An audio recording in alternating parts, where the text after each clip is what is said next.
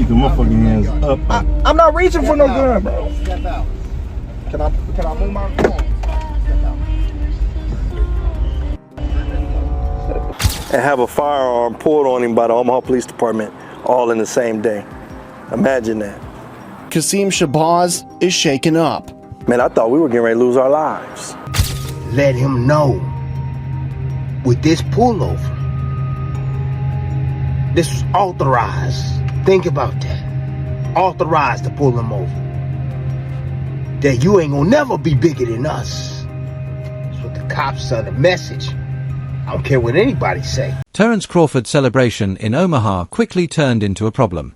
Just hours after the city honored him with a parade and a big party for his win over Canelo Alvarez, he was pulled over by police in the early morning. Authorities said Crawford was driving a blue four-door sedan at high speed when officers stopped him at 1:27 a.m. The situation got worse when police reported seeing a gun on the floorboard and ordered everyone out of the car with their guns drawn. Seatbelt. Step out. I'm opening the door. You can take I'm mine opening the off door. of me right here on my right. I'm keeping motherfucking hands up. I'm not reaching for no gun, bro. Step out. Can I move my phone? Yeah, that's crazy.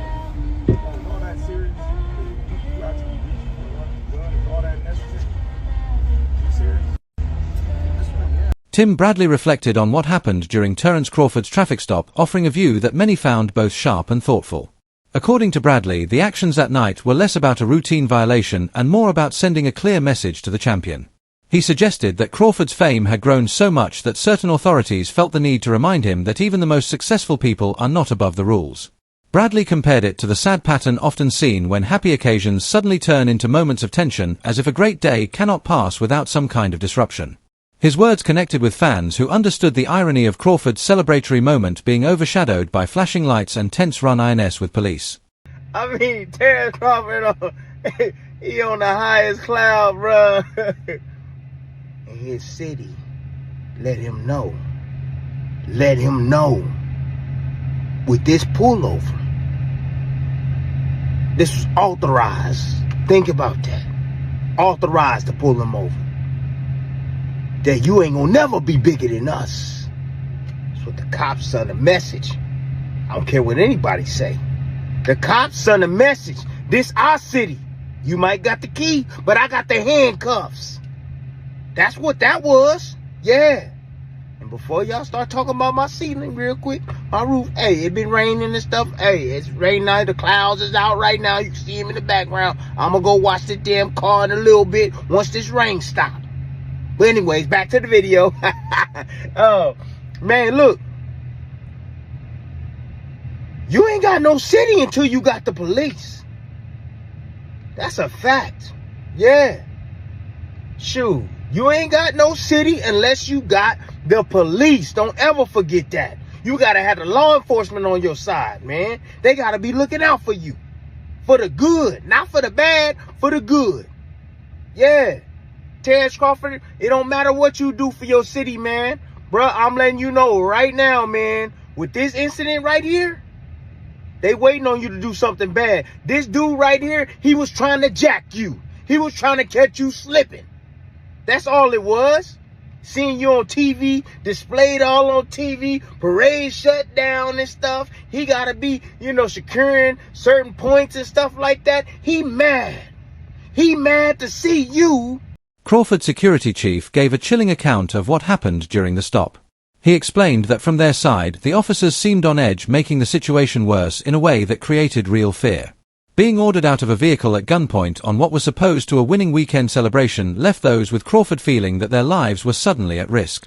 The chief recalled how quickly the mood changed from calm to threatening, leaving behind a memory that he described as one of the most unsettling experiences of his professional career. To him, the events of that night went far beyond a normal traffic stop, creating an ordeal that those present would not forget. Chief, who was in the passenger seat, the same man who rode on the float with Bud during Saturday's parade. To be a man who can get to receive his second key to the city and have a firearm pulled on him by the Omaha Police Department all in the same day. Imagine that. Qasim Shabazz is shaken up. Man, I thought we were getting ready to lose our lives. Being the head of Terence Crawford's security, Shabazz has seen a lot, but nothing like this. Oh man, it was terrible. It was terrible. Early Sunday morning, Crawford and his team were leaving an after party following his parade. According to police, they pulled their vehicle over near 12th and Cass Streets for reckless driving. That's where things took a dark turn. And as soon as he said he had a firearm, the police officer that was on his side became unhinged. Police immediately drew their weapons, pointing a gun at Shabazz and the pound-for-pound champ. I literally had my hands on top of the ceiling and inside of the vehicle. According to police, an officer had identified a firearm on the floor of the vehicle. According to reports, officers first stopped Terence Crawford's vehicle on suspicion of reckless driving. During the stop, they claimed to see 2 guns on the floorboard of the car, which raised attention and led to the passengers being ordered out at gunpoint. However, further checks confirmed that the guns were legally registered and properly owned. With no other offense found, the police gave Crawford only a citation for reckless driving and released him shortly after. While officially resolved, many observers saw the incident as symbolic, with critics suggesting that on the very day Crawford was celebrated as a champion, city authorities wanted to show their control. To some, it was less about road safety and more about keeping the balance of power in Omaha. With a parade, KETV Newswatch 7's Pete Cudahy spoke with Mayor John Ewing, who requested that the Omaha Police Department conduct an internal investigation. And Pete, what did the mayor have to say? Yeah, Julie, Mayor Ewing says that after such a great day yesterday, he was heartbroken hearing about the news of the traffic stop. That's why he reached out to Police Chief Todd Schmaderer and Terence Crawford himself to find out what exactly happened at that traffic stop. Omaha police released a statement saying that a car driven by Terence Crawford was stopped for driving recklessly around 1:30 in the morning on Cass Street. An officer confirmed that while Crawford was reaching to grab his information, the cop spotted a gun by Crawford's feet. Andre Ward, a respected figure in boxing, added another layer to the conversation by reflecting on how Crawford has long faced attempts to lessen his achievements. Ward pointed out that before the Canelo fight, critics often played down Crawford's wins by saying he only won through decisions rather than by dominance. This story, according to Ward, was a deliberate attempt to weaken Crawford's achievements and reduce the impact of his skills. For Ward, the events of the Omaha traffic stop fit into a bigger picture of a champion constantly having to defend his name against forces trying to reduce his greatness. He emphasized that such efforts to bury Crawford's standing would never erase his proven record and the respect he has earned inside the ring. They tried to bury Terence Crawford. They tried to ruin his reputation and say that he wasn't a draw when the numbers were there for you to see. When he went to MSG against guys that didn't have big names or that were faded, like Amir Khan, or when he fought Kaviaskis, he did numbers. There was a smear campaign about his personality. He doesn't talk. Nobody wants to hear him. No, that you don't want to hear him. So you try to speak for the masses when the whole time you have a star right here. You got to learn how to talk to this man. Even as recent as his last fight, the fight before Canelo, the smear campaign continued. I don't hear the smear campaign now. Them voices got really, really quiet like they typically do when they get proven wrong. And they either try to jump on the wagon. I knew this kid was going to be that. Or they get very, very quiet and they start to retreat back to wherever they came from and they don't have a lot to say. So I'm happy for this brother for that reason, because they tried to bury him, Roy. It didn't work. He overcame that. He said, give me my shot. I'm going to show you. And he kept doing it time and time again. And he did it again against Canelo Alvarez Saturday night.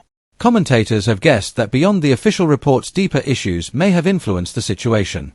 Some suggested that the leadership in Omaha may have felt uneasy about the level of influence and recognition Crawford now had within the city.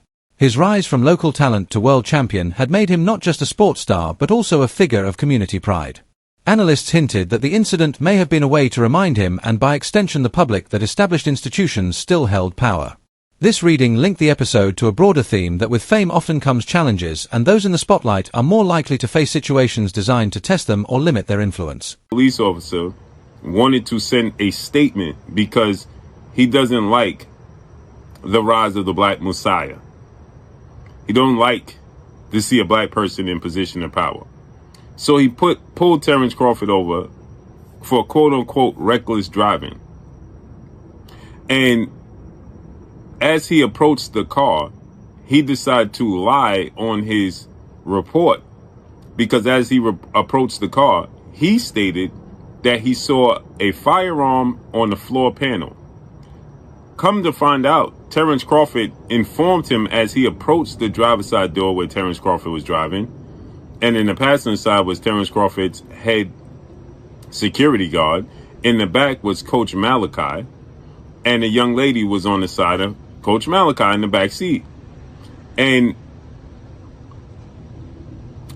Terence Crawford has legal firearms, and of course his security has legal firearms. They informed the officer that they have legal firearms in the vehicle. He then brandished his firearm, pointed at Terence Crawford's face, and then got very aggressive as Terence Crawford got, and his security and everybody in the vehicle, Coach Malachi, got nervous because he started to show the actions and body language of somebody that wanted to do something completely left. And now in the police report that has been obtained by the community and released and leaked, he never puts about the reckless driving. He never puts speeding. Amir Khan, the former world champion, offered supportive words for Terence Crawford, emphasizing that no matter what issues arise, Crawford's achievements remain undeniable. Khan praised Crawford's skill and determination, recalling that he had always believed Terence would prove himself as one of the best in the sport. To Khan, the recent events in Omaha could not change the truth that Crawford is a reigning champion whose legacy is already safe. He argued that attempts to pressure Crawford or to make his achievements seem less important would not change the reality of his greatness. For fans and supporters, Khan's view was uplifting, reinforcing the idea that true talent always outlasts criticism. I knew that Crawford was going to win. You see, when I watched Crawford train back in Omaha, Nebraska, and when I was in Colorado Springs, he came into my camp. He helped me out a little bit, but at the same time, I seen him sparring some heavyweight guys. I seen him wrestling some heavy, big guys, and I thought, wow. So I asked him, I go, look, do you have like a wrestling background? He goes, yeah, we're like state champion. So that showed to me that this guy is a solid, strong person. Like, no one can push him around. No one can dictate. No one's going to put pressure on him where he's going to feel hurt, because he knows how to control the ring. When it comes to box IQ, like, his IQ in boxing is probably the best. I mean, he knows what punch to throw. He knows how to maneuver these heavier, big hitters and also take away their power and put his own shots in. So yeah, he's up there, one of the best ever, really. As an ex-fighter champion, I'm just curious. We heard yesterday Dana White says he's not going to acknowledge the WBC, IBF, WBO. He's going to have his own belt and the ring belt, and they want to potentially make changes to the Ali Act as well. This is a big thing here in America. How do you feel about? Is it time to make these changes and evolve, or are you more old school and think they shouldn't happen? Ariel, I think it's the time boxing needed to change a little bit, right? The difference between official reports and the accounts of those present created a sharp divide in how the night's events were seen. While the Omaha Police Department described it as nothing more than a routine stop for reckless driving, Crawford's head of security painted a very different picture. He described the situation as frightening, pointing to the officer's actions as excessive and unnecessarily threatening. The conflicting stories raised questions about honesty, clarity, and responsibility. For the public, it became hard to make sense of the stark differences between an official summary and the first-hand experiences of those who felt they had been put through unnecessary risk. The police report, but now we got information from Terence Crawford, his own team, and they're saying something completely different. If you listen, his head of security, Shabazz, said he was shaken up. He was like, I thought we were going to get popped by the cops that night. And crazy enough, he teaches classes on how to de-escalate and deal with police officers. So, at least that's what they're saying his credentials are. So he knows how to de-escalate situations and still had a problem with Omaha PD. And the other thing that is different, he's saying that they didn't even know that he had a gun on him, or there was no gun on the floorboard, which changes things. So I can't wait till we get down to the nitty gritty and the body cams and this and that, because now this shakes things up. This is no longer the story we were being fed from TMZ. This is something different. The TMZ article said the cops pulled him over for reckless driving, fair if he was doing it, and seen a gun. And in my video, I said, if those things are true, then yeah, the cop can take you out the car for everybody's safety, including their own. City leaders quickly recognized how serious the public reaction was and moved to address concerns. Both the mayor of Omaha and the city's police chief issued statements promising a full review of the incident. They emphasized that an internal affairs investigation would be done to ensure openness and keep trust within the community. While their statements tried to reassure citizens that the matter would be handled properly, doubt remained among those who believed the official line played down the true seriousness of the encounter. The announcement of an investigation was an important step, but for many the final judgment would rest on whether actions matched words. Observers and analysts drew broader lessons from the incident, seeing it as an example of the tensions that often arise when one person gains prominence in a space traditionally controlled by institutions. Police department put out this statement. The mayor put out a statement as well. Really no meat to it, except like he's going to do an internal investigation. Everything else felt a little political. Okay, Omaha Mayor John Ewing and Police Chief Todd Schmaderer, are aware of a video circulating on social media regarding the traffic stop involving Terence Bud Crawford early Sunday morning. Chief has authorized an internal affairs investigation. Shortly before 1:30 a.m., officers working in the downtown area observed a vehicle driving recklessly near North 12th and Capitol Avenue. A traffic stop was conducted at Cass Street. So he's pulled over because they said he's driving recklessly. All right. While speaking with the driver, an officer observed a firearm on the driver's side floorboard.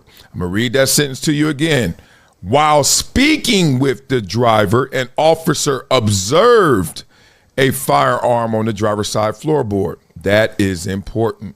For safety, all 4 occupants were ordered out of the vehicle at gunpoint.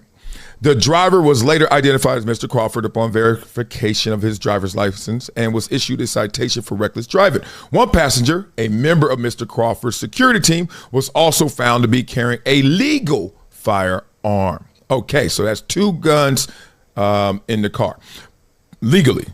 Police have confirmed that all occupants are legally permitted to carry firearms. The police supervisor and lieutenant responded to the scene at Mr. Crawford's request. So he requested a supervisor and lieutenant to show up. Blah, blah, blah. Okay. They argued that those already holding power can sometimes feel threatened by the rise of others, especially when that rise gets widespread public admiration. The Omaha traffic stop, in their view, may have been less about traffic issues and more about a struggle between personal success and established power structures. This theme reflected a timeless truth that those who gain influence must often deal with resistance from those already in positions of control.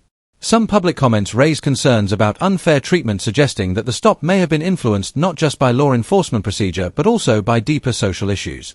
While many avoided strong language, they expressed that Crawford's experience reflected a wider pattern of people being treated differently based on identity rather than actions alone.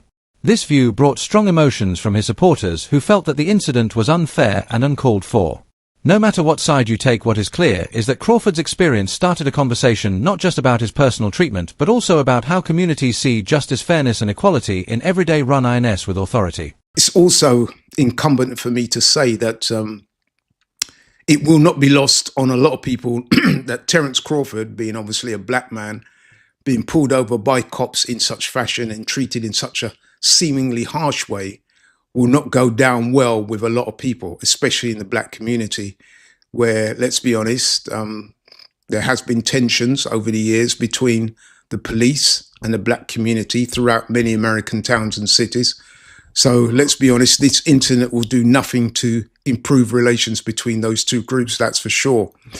Because make no mistake, this is an incident that could have gone very left, very, very left. And someone could have got hurt, maybe even fatally hurt. And I'm not exaggerating when I say that, because we've seen in the past where incidents of this nature have ended up very badly. So yeah, there's a lot of people who are very upset by this incident. As I said, I've not heard anything from Terence Crawford or anyone related to Terence Crawford, anyone to do with his inner circle. I would imagine he'll be releasing a statement soon. There are some people online who are suggesting that Terence Crawford may have grounds to sue.